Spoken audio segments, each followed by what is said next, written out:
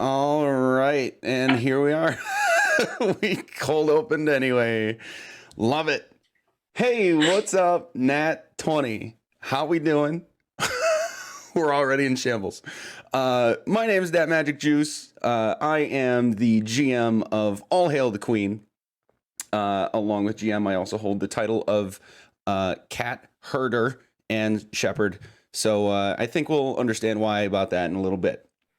Anywho, this is a transplant show from other places. This is our first session with Nat 20, and after we go around the table and introduce ourselves, we will do a big visual aids involved recap of everything that's happened.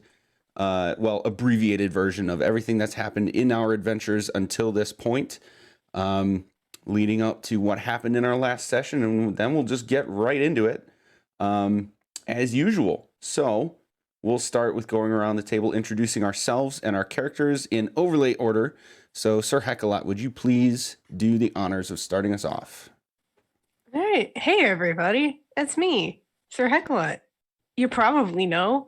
Hi, I'm playing Aster, the Circle of Wildfire Druid, who is a shifter, who comes from the mountains of South Faerûn, and came from a very sheltered community that was the Karu tribe, walking into a lot of different and stressful situations. We'll get into that in a second, but has definitely had her eyes open by seeing the world. And in terms of appearance, she has long, light brown hair, kind of like tan-ish skin with some very curious, like always bright amber eyes. Is wearing deerskin leather armor for the most part, and carries with her a staff of fire, which at the moment has a little plant guy that is basically looks like Baby Groot, but now has legs, and his name is Seymour, and he's very important. Don't forget him. I think that's good. I think that's a good description of Aster and what's going on with her at the moment. So let's bring it over to Bright. Oh, yes. Hi, everybody. My name is Bright. I'm going to be playing Spunk Gertz Garbanzo. Yes, that is his full name. He is a grung artificer. Artificer? Really? That's what I did? Jesus Christ, I gotta stop smoking when I'm making these games characters. Playing a grung artificer. Spunk is a precocious young lad. As you may not be familiar, as he's brand new to the show, is a small, tiny frogman with light pearlescent lavender skin, bright red eyes, and orangey fingertips that have little sticky pads on the end. He is loosely dressed in cascading wet lily pads that kind of make a small grass mantle and leaf cap over the top of his head, and carries a little spear staff around with several baubles dangling from the aft end of it. He is violently chaotic in his interactions with people, and they're largely based on mirroring the vibe. But he's young. They age fast, the young grung, but he's learning. And we'll feel out more of this character, I feel, as we go along. But as I mentioned in a tweet that I didn't mean to write, he is one of 49. He is a young frog whose mother ate half of their brood as they were little tadpole eggs. But he still cares very much for Mother. She means well. Hi, Mom. Sag. Sag. Yeah, Hyacinth, take it away. Hiya, I'm Hyacinth, and I am playing Icarus, twin two of the pair. which is always awkward because I go first. Don't question it. It's the way things are. It's the way it was meant to be. I always think I'm the firstborn, and I'm not. But I am Spring Eladrin, and I am a kind of like warlock multi-class mess right now. It's getting cleaned up. Don't worry. Things are happening. Character changes that no one knows. But yeah, he's a worshiper of the sun and Corellin, the Archart. And yeah, he plays musical instruments. He's very flashy, charming, charismatic, but a little bit awkward, very awkward, a little bit of a bumbling. You know what? We're just gonna, yeah. Don't forget chaotic. Yep. Did I say his name? It's Icarus. Icarus VRN. Does this mean it's my turn? That means it's your turn. Corndog. Hello, everyone. I'm twin number one, Juno. I'm not an Eladrin. We're twins. Don't worry about it. I am an elf. Oh, it's split genetics, am- like half and half, you know. Yeah, you know, elf bullshit. I am playing the cleric of the party, and I totally heal people. Juno is definitely a homeschooler type of vibe. Oh gosh, I can't think right now because I'm red chat. I'm gonna hopefully be a cleric that actually helps people and not who I have been so far in this campaign. We'll do our best. Some things just have to stay dead though, and it's okay. I'm gonna pass it over to Chrissy. Yeah. Hey guys. I'm Chrissy. I'm trying to focus. It's not going great. But I'm gonna play Ulta tonight at some point when we start this game. And she is a also very small critter. She is a kobold ranger, swarmkeeper ranger. She is also wearing some just general scale mail style armor. Carries a couple swords and a crossbow. Also, at any given point, is followed by a small herd of hissing opossums. Back to you, Magic. All right, now for the fun part that I'm probably gonna mess up 6 ways sideways, but Hyacinth, are you raising your hand right now? Sorry, am I not supposed to? are you raising? Yes, Hyacinth. Is there like a hand emoji? Is there like a Teams chat, like raise hand? Yeah, Is there's that we one need in to get to Zoom. this? Sorry, I'm just used to raising my hand. I forgot we were supposed to do visuals. So I did too. Do I go back and do that, or do we not care? Visuals? Like What? describe my character like visually and like what If I you Yeah, have. would the like elves to. didn't talk about what they looked like. We're hot. If you would like to do that, go ahead. So we are twins. We're very similar in like facial features, but the difference is I've kind of got curly, like pale blonde hair now, like almost platinum blonde, and I've got very tanned, like sun tanned skin. I wear a lot of like light clothes with like pinks and turquoises, and I also carry a golden bow which has multiple strings, almost like it's a musical instrument, made of pure gold. And I just adopted a baby dragon named Amaranth. She looks like a dragon fruit, but a dragon. Yeah. Which I reminds forgot my two me. magic, so I'm going to interrupt you Go real ahead. quick before you do that. I'm Corndog. I have hot goth girl energy, and I'm very pale. Don't let me see the sun. Okay, Magic, your turn. I was just gonna say, Hyacinth reminded me. Ulta, did we talk about our other little friend? No. Let's Thank you. let's please, if you don't mind. Yeah, in a small satchel to her side, Ulta is carrying a tiny dragon. This tiny dragon boy.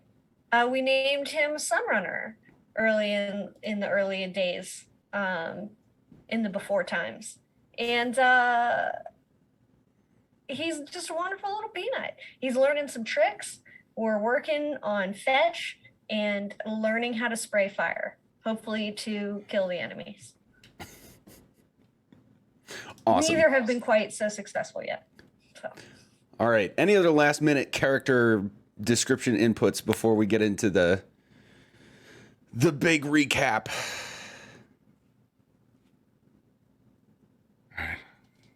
I'm done laughing now. Proceed. I'm going to take that as a no. So let's get going with everything abridged that has happened to this point in the campaign. We begin in the quaint little town of Greenest, and that's a little offset, so I'll just scoot this over. Aster, Icarus, and Ulta are on their way to the town of Greenest on information from their various factions, to which they are still fairly new as we start this campaign. We have information about random raids on outer towns around Faerûn, as well as the potential for scouts and a new threat that may be coming to Greenest soon. Our cleric Juno and her spouse Eliseo Vearin are already in Greenest on basically refuge, as well as also on information from their various factions that there may be such events coming here soon. At the time that we have our other three approaching, we realize that the town is actually ablaze before they even get there. Upon arriving, immediately rescue missions ensue for all five, until we are eventually driven into the town's keep by a great blue dragon joining the fray. That is good enough. I'm going to use that. After some more carnage and some desperate planning along the way, we end up being met by a towering half-dragon by the name of Lagnadrosa Cyanrath, who we lovingly named Purple Angie. No. Purple Blue Mad. Angie. Purple Blue Man. Angie. Oh, this is Blue Mad. Angie. This We is- can't this even is Blue remember Boy. our own We jokes. can't even remember Blue- There our have been own so many. jokes. There have been so many angry dragons. Jesus Christ. Colors. Mad. He approaches with what can only be described as a small army, proudly and loudly declaring victory, but along with that, announces that he's been bored with the endeavor and essentially calls for a 1v1 for sport, holding hostages as the bait in order to get that to happen. And amongst arguing throughout the leadership and warriors that are in the keep, along with our party members, of all of them, Ulta, the 2 foot and change kobold, decides to pull up her bootstraps and take the challenge against our 8 foot something half dragon. He was massacred. Despite her best efforts, it was a brutal defeat, and she did indeed die for a moment. However, following through on his promise, Langdadrosa, the dragon, and the rest of the raiders leave without causing any more harm. After regrouping with leadership and some faction folks, we do learn that a Harper's spy by the name of Leosin Erlenthar was captured and taken in the midst of that attack, and it is imperative that we go and find and rescue him due to the nature of information that he has been gathering about the cult and intends to take back to the group of faction leaders. And I will point out at this point that we did basically open the campaign with the understanding amongst the players that the collaborative efforts among the factions in this fashion to send 5 people across different factions to the same missions is a very unusual endeavor. So already we're in it with unusual stuff. So taking on this mission, we follow the tracks of the raiders leading to the discovery of their camp and a mysterious cave. And while we're doing a sort of recon mission and we find our half-elf spy that we intend to rescue, the raiders essentially start to burn down their own camp very quickly and thoroughly and efficiently, and basically pick up whatever they can put on their backs and leave. We find and free Leosin. He goes back with his protege, who had actually originally sent us on this mission and came not far behind us after being healed from the raid in the first place. And we proceed into this mysterious cave. And exploring that, we discover plans to breed and grow dragons for an upcoming cause. And it is here we have our first encounter with one Faerûn Mondath, a warrior sporting abilities that we essentially end up referring to her and her kind as shadow warriors. In this encounter, Langdadrosa is killed, but Faerûn employs a strange magic onto him, and they disappear. Exploring further, we discover 3 dragon eggs with which we're unsure what to do. And as we're sort of debating this amongst ourselves, we are greeted by an angel who refers to herself as an agent of Sylvanus, who is the power of wild nature. And she takes the eggs herself, stating that she intends to protect them so that they will not be punished for crimes they had not yet had the opportunity to choose to commit or not commit. Fast forward a little bit, further planning takes us on the road to follow the cultist trail. Hang on. Yes. They stole my fucking shadow. They did. We have That's all. some discourse about a shadow. And actually I think I iterated this once when it first came up, but I will reiterate that you in character are actually not entirely sure when this happened. The missing shadow of Ulta. We just know that it was after this encounter that you first noticed it. Yeah, okay. Okay. I'm still blaming them. Fast forward a little bit, and further planning takes us on the road to follow these cultist caravans, as well as the vast amounts of possessions and treasure that they've stolen. We end up going through the holy city of El Tyrell. We go through Baldur's Gate and end up eventually at Waterdeep, all the while posing as cultists ourselves. And by this point, we have commandeered a couple of carts of stolen treasure as well. We, on the way, end up meeting one Jamna Gleamsilver, a gnome assassin who ends up helping us out quite a bit along the way for a while, and as well as one Asbara Jos, a mysterious wizard whom we don't quite recognize, but we've got some skeevy feels about, and Juno is absolutely right, because he's keeping tabs on you. And when you go to confront him about that, poof, he disappears. We'll get back to him in a little while. Eventually, we end up in Waterdeep, where we meet our other faction leaders, Astral Shalin,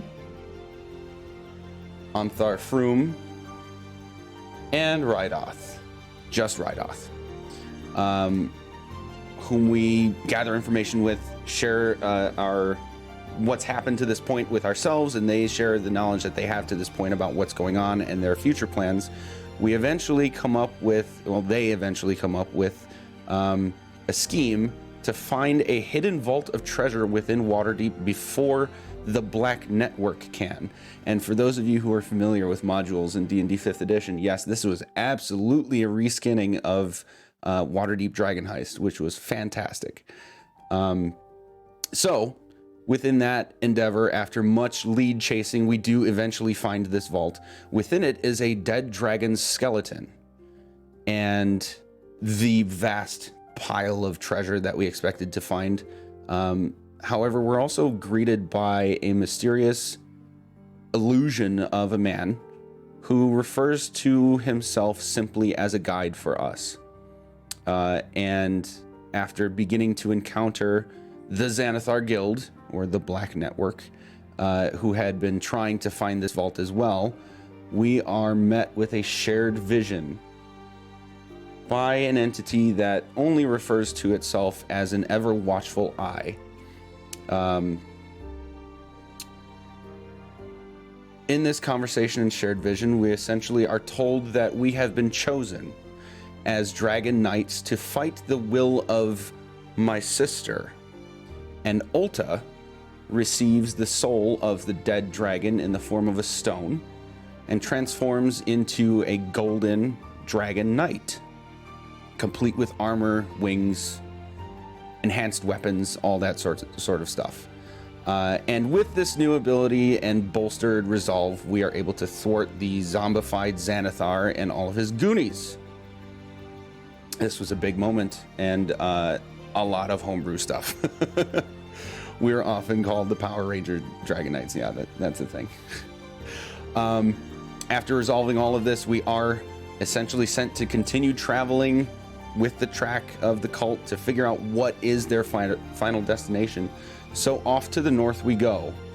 Along the way, we are sidetracked by our little plant friend Seymour, bolting off into the Mirror of Dead Men, into a mysterious magical opening that we all do follow, and we end up eventually finding that this is the source of what we've been sniffing out as a sickening forest and wood throughout the Faerûn region. He leads us to several massive blights within the forest that he himself takes on the task of cleansing, and we're able to help him by revitalizing him as we go and fighting all of the nasty creatures and entities that are trying to prevent us from doing this the entire way. This eventually leads us to the deeply hidden lair of what looks to be at first two not quite adult dragons that are bent on literally eating us. One is black and one is amethyst. Throughout this encounter, we eventually end up learning that they are two pieces of the whole that is a green amethyst great worm named Marlock, who is the guardian of the Faerûnian forests and woods. And upon learning what's happened to her, she imparts on us a memory, a fairly recent memory, of several shadow warriors that look exactly like Frulamondeth, as well as a couple of wizards that look very much like Asbarajos, performing a ritual that splits her several souls into several bodies and steals a power of shadows from her, imparting it onto the shadow warriors themselves. Here we learn some amount of how they got their abilities in the first place.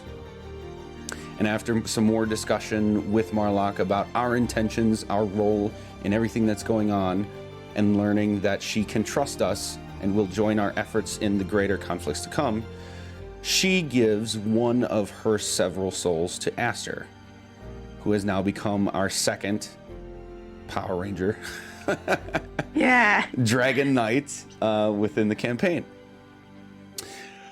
We're well past the halfway point. I promise, guys. We're getting there. After this encounter, we see the three varied eggs that we had first encountered back in the hatchery. They had in fact been stolen from Marlock in that encounter that we see the memory of. And just as they're hatching, and she lets us know that she has clearly duties to take care of, she pushes us away into a different part of the Mirror of Dead Men, where we find a castle that seems to be mostly abandoned, but we learn it is not. We've got several groups of bullywugs and lizard folk and other creatures helping transport smaller chunks of the greater treasure hoard from the road that we had been following into this castle. Fast forward a bit more, we find out that this castle has a transportation circle that takes it to a much more remote location. Do I need to pause? Did I miss something?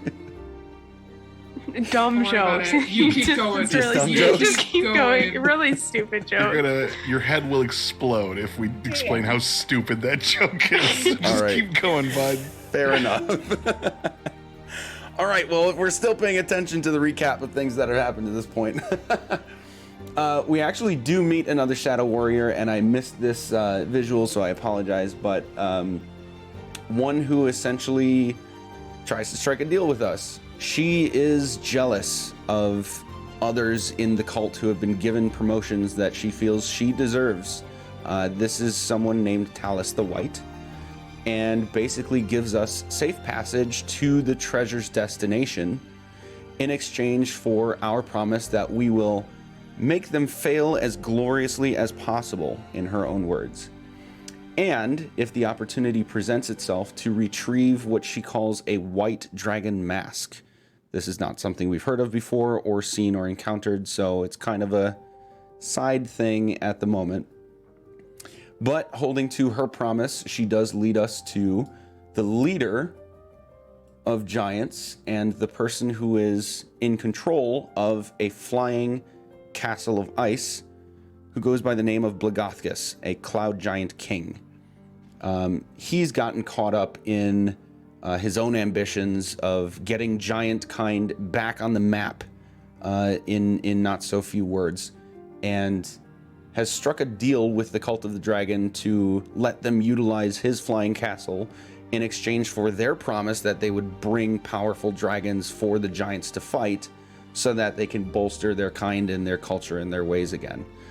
Little did he know that the conflict at hand is much greater and broader of a danger than that. So, we befriend him. We share some information and experiences that we've had to this point and convince him that his plan is overly ambitious. We can ally with him instead and take on much greater efforts for himself and his kind. And in doing so, the other users of this castle, Rath Modar and Resmir, end up in conflict with us in a great clash at the top of this flying castle. We should recognize Rath Modar as someone who looks very similar to Asbarajos, and Resmir as someone who looks very similar to the original Shadow Warrior we've met, Frulam Mondath. So as we're screaming across the sky in this great conflict, we end up learning something else very new. That the Red Wizards have the ability, and which they utilized, to turn a live dragon instantly into a Dracolich. Our flying castle was also home to a white dragon who was helping out the cult in, the transportation of everything that's going on. And Wrath and Asbarajos together, before our very eyes, performed this ritual and heightened the dangers of this conflict and its implications for the broader conflicts at hand. We do prevail, and Blagothgus gets a rousing bout against a powerful dragon out of it, so he's in good spirits. And upon realizing that we were exactly right about what we've been explaining, the level of danger and the implications of all this conflict, decides to take us to his Sanctuary of Giants, where we end up meeting a whole bunch of really cool dudes and dudettes. We'll show all this. A council. Yes, a council of giants. Oh, I gotta scoot these down a bit. Well, here's one group. Here's another group. And here's another group. Ew. Did you just ew the beautiful giants? No. No, it was even the one before that. Yeah, there it is. Oh, yeah. Yeah. Yeah. Okay. We are now meeting with this Council of Giants and sharing again all of our experiences, what we've learned and what we've known to this point, and end up getting their allyship as well. They realize that their efforts to get an intentional conflict has gone awry, and they did not understand the gravity, depth, or breadth of these situations. So we get them on our side. We do meet with our faction leaders one more time, and we have a very difficult meeting with now the Council of Waterdeep, which includes several nobles and high-ranking leaders within the city of Waterdeep, as well as our faction leaders. And we end up in a very difficult pseudo-political situation with some people calling our claims of upcoming conflict a sort of hoax, but the majority of the group presented with the proof of all of the activities that we've taken care of, getting on board with the fact that we need more allies. We need to find out more information about what this cult is doing, why the Red Wizards of Thay are involved, and how in the hell did they figure out how to create a Dracolich on the spot with only 2 wizards and a couple of daggers. So, we're then sent off on a mission to find, hopefully, and retrieve one Macath the Crimson, who is a sorceress with one of the factions of mages, who was investigating several dragons as well as their lairs before going missing recently. We end up meeting our Captain Laruska, who we learn is a master artificer and takes us on the journey to the far north beyond Icewind Dale to find this dragon's lair, ideally, if not the area that it resides. And we are met with this dragon alongside Macath the Crimson, actively riding it. And they work in tandem with each other to warn us to leave them alone, go away, and in this conflict, both Aster and Ulta revealed themselves as utilizing dragon souls and being able to become dragon knights, and are trying to convince the two of them that they should not be just hiding out here. We need their help. It's right after this that we actually meet Grung for the first time. Grung. Meet, what's your name again? Fuck. Spunk the Grung. I got everything right until there. I'm proud of myself. For the first time, and he joins us for now. As I did forget to mention, I will mention because I promised I would do this justice. Nif, our player who was Eliseo Faerûn, life took them into different directions, so they had to leave the table, and it was all for good reason, so no worries there. I have made the promise that Eliseo, the Chronergy wizard and spouse of Juno, will remain as an active character within the world that we're in.